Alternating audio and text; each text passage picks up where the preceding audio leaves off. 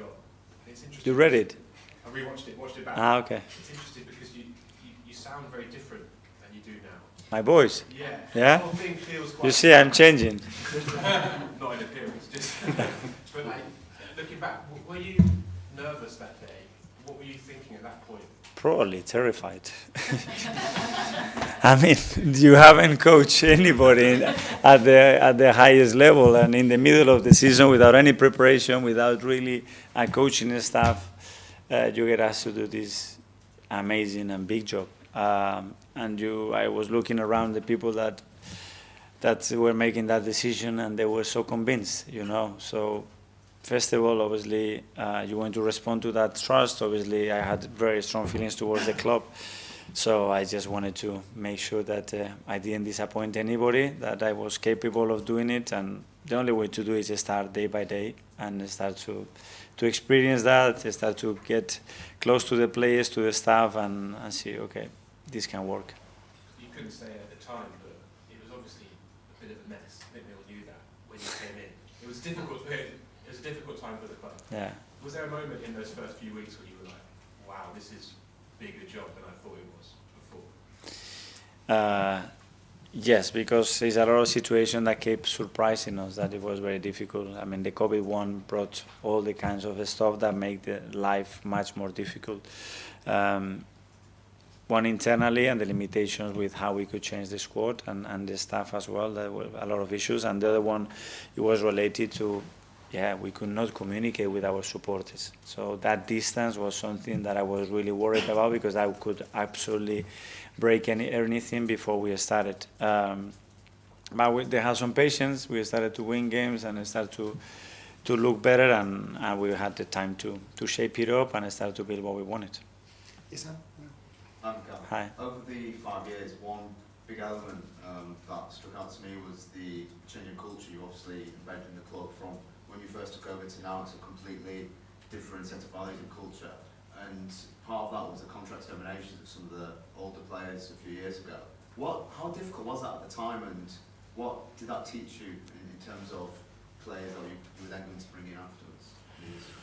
Well, the first thing is understanding what is a good culture and a bad culture. And to do that, what I did is basically ask through somebody that I employed to give me their opinion of how they feel to work in this football club, whether it's players, staff, in all kinds of roles, in all kind of responsibilities. And then I had a very clear picture of what they thought and how they felt about it, and it was clear that it had to be changed.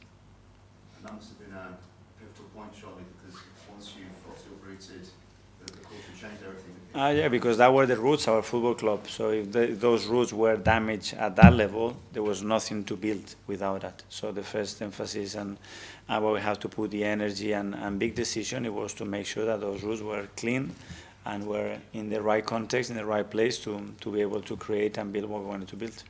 Jordan? Who was that you employed? Sorry? You said you employed someone. So Yeah. Who was it? A person that is specialized in that. A very good friend of mine. Yeah. And did that ultimately help? Very well. I think it helped. He brought a lot of clarity, and it's not something random that is a feeling. I wanted to get away from a feeling. No, because in the past this happened. No, it's not a feeling. It's a fact. You tell me how you feel every single day about this relationship, about the way we communicate, about your part, your responsibility, this and that, and then it's something that is real. A friend in football? Mm-hmm.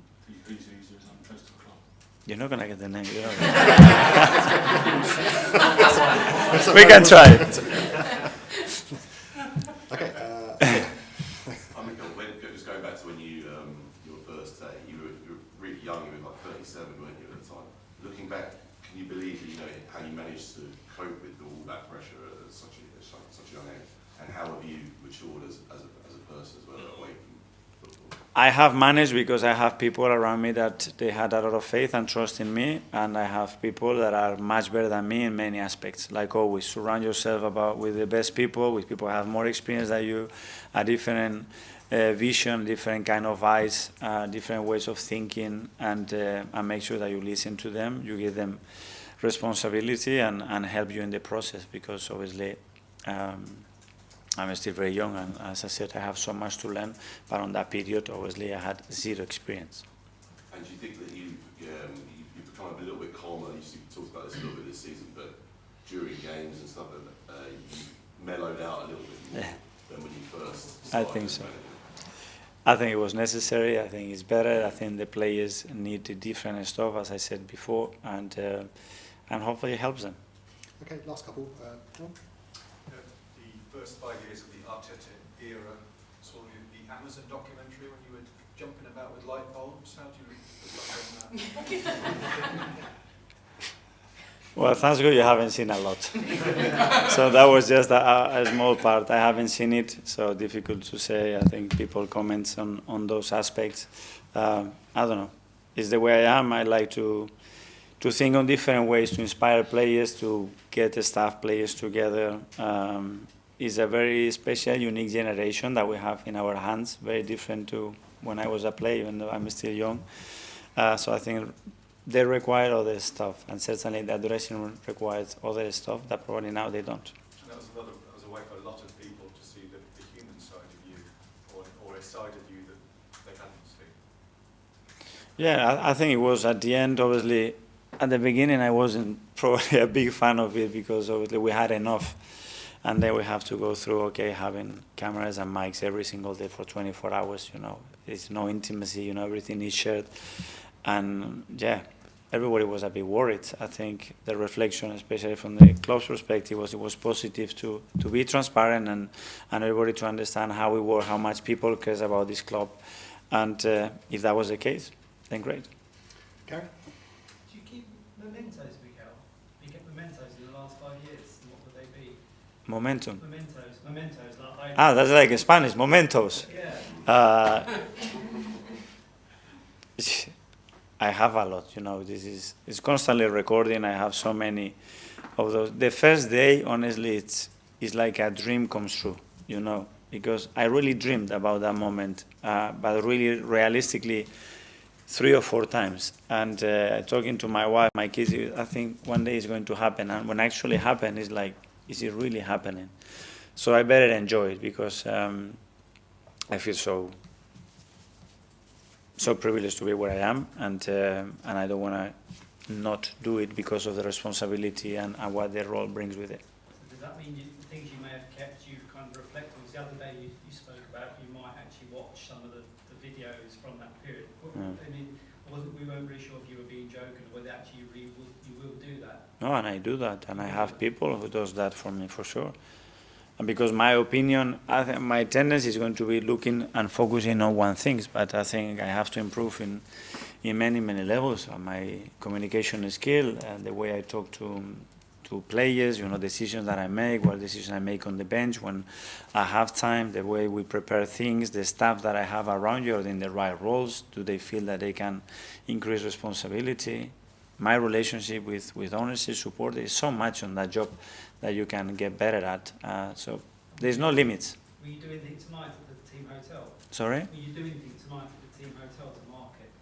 To mark my thing? Tonight, yeah. No, I already done the tunnel. Everybody hit me hard. So that's enough. Let's focus on the game tomorrow.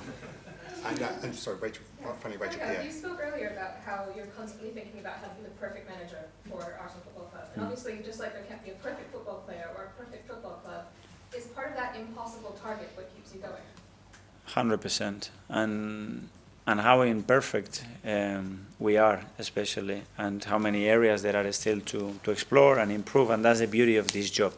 That is limitless. You can work 24 hours and you still have a lot of things to do. And every day is a new day, it brings you new challenges.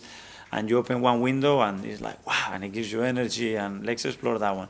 And I love that. I love it because I have as well a lot of staff that they are exactly the same. So you get in the building and there is always that energy going on. And I think the players value that as well, because if not, it becomes a little boring and very systematic every day. Okay, everyone, thanks very much. Yeah, thank you. Thank you.